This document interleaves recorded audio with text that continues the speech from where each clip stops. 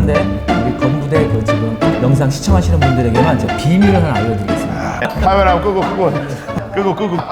공매는 어떤 개념일까요? 우리 경매와 다르게. 경매는 일단은 기본적으로 채권 회수를 목적으로 하는 플랫폼이라고 보면 되거든요. 예. 그러니까 금융기관에서 담보대출해줬다가 채무 불이행이 되면 근저당에게서 경매를 신청한다든지 또는 사적으로 돈을 빌려줬는데 안 갚아서 판결받아서 경매를 신청한다든지 이와 같은 채권 회수를 목적으로 하는 한정된 제도라고 보면 돼요. 온비드라는 플랫폼을 통해서 매각하는 이 공매는 좀 더 다양해요. 국가 소유로 되어 있는 국유재산이 있고요. 그리고 지방자치단체 소유로 되어 있는 공유재산이라는 것도 있고 또 공기업이라든지 기타 기업 소유로 된 부동산들도 있거든요. 이런 거를 한국자산관리공사를 통해서 매각을 의뢰하거든요. 이런 것들도 수탁재산이라 그래요. 수탁재산. 그리고 우리가 은행에서 담보대출 받으면 은행에서 우리 집 부동산 등기부등본에다가 뭘 설정하죠? 근저당권 설정하죠. 그렇죠. 우리 집에 다 있잖아요. 그렇죠. 네. 근데 이제 이자나 원금을 지불하지 못하게 되면 근저당에서 경매가 개시가 되는 거죠. 그렇죠. 그런데 대출 받으면서 근저당 설정하는 방식이 아니라 소유권을 신탁해서 이전하면서 대출받는 방식이 있어요. 네. 담보 신탁이라고 하거든요. 그렇죠. 이것도 역시 대출의 한 형태인데 원금이나 이자를 지급하지 못하게 되면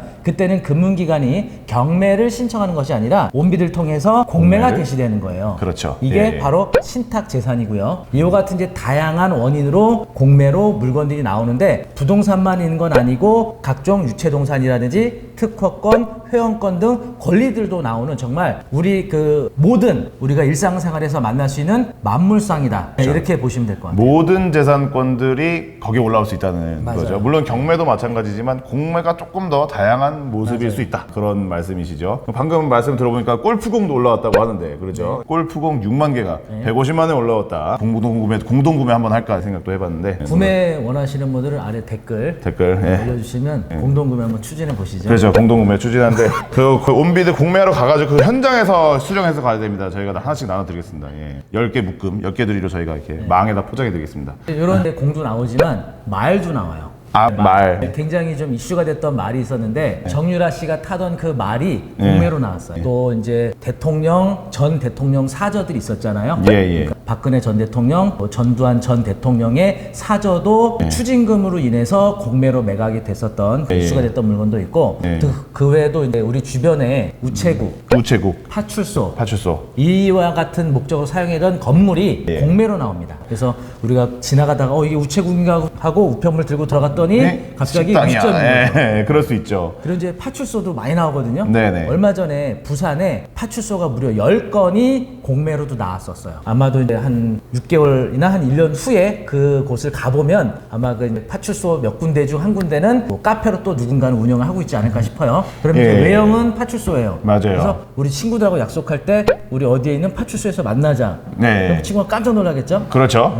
서울에서도 그 파출소 건물인 것 같은데 거기 식당인 경우도 저희 몇 군데 봤었습니다.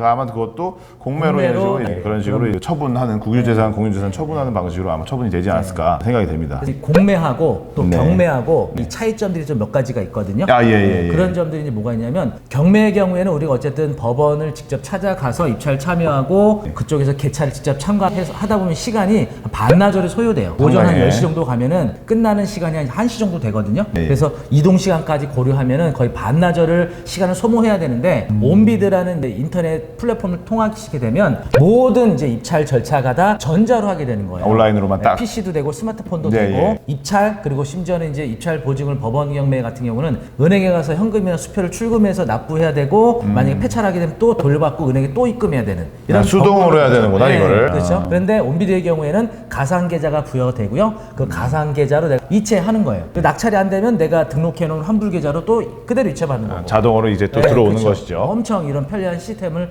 가지고 있죠. 그런데 많은 사람들이 공매하면 가장 좀 장애물이라고 생각하는 그 문턱이 하나 있어요. 어떤 건가요? 뭐냐면 법원 경매가 요즘 경쟁이 높고 낙찰가 높아지는 원인 중에 하나가 이게 대중화가 많이 이루어져서 그런 건데 이 대중화가 이루어지게 된 가장 근본적인 원인은 명도 소송에서 판결받아서 집행하다 보니까 그렇죠. 시간이 많이 소요된단 말이에요. 그렇죠. 그래서 법원 경매의 가장 큰 문턱이었던 것을 2002년도에 이게 민사집행법이 개정이 되면서 부동산 인도 명령이라는 제도가 만들어졌단 말이에요. 그래서 강제 집행을 빠르게 할 수 있는 제도가 만들어지면서 경매가 대중화된 거거든요. 예. 그런데 온비드 공매에는 이 인도 명령이 없어요. 없어요. 전자하고 그렇죠. 점유자를 하려면 이제 먼저 점유금지 가처분 일단 때려놓고선 바로 그렇죠. 이제 소송 들어가야 되잖아요. 예, 그렇죠. 그래서 그런 부담감을 갖고 있기 때문에 이런 경매보다 훨씬 편리한 시스템임에도 불구하고 경쟁률이나 낙찰가가 매우 낮아요. 그런데 우리 건부대 그 지금 영상 시청하시는 분들에게만 제 비밀을 하나 알려드리겠습니다. 카메라 끄고 끄고.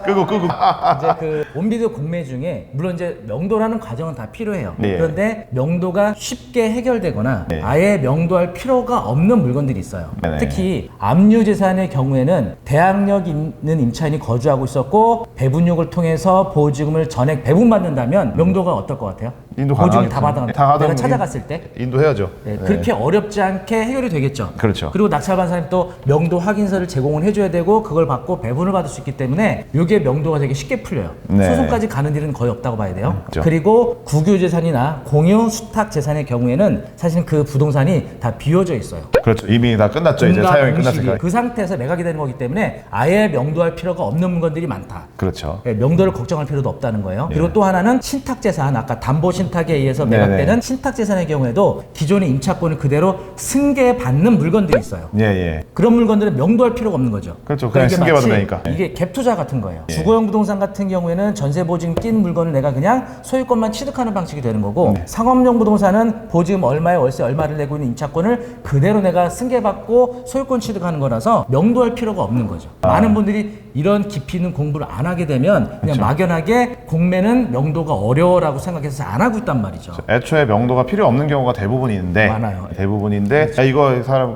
받으면은 이 사람들 가서 멱살잡이 해야 되는 거 아니야 이런 생각을 그렇죠. 하니까 그런 예. 부담감 때문에 이제 많이 못 하고 있는 거죠. 예, 사실 애초에 공매에 올라오는 물건 자체가 네. 그런 위험성이 낮은 물건일 가능성이 높다. 그러진 않아요. 이게 확실히 경매시장하고 공매시장하고 다른 게 경매시장에는 경매를 각 배우신 분들 있잖아요. 네. 책을 한 권 읽고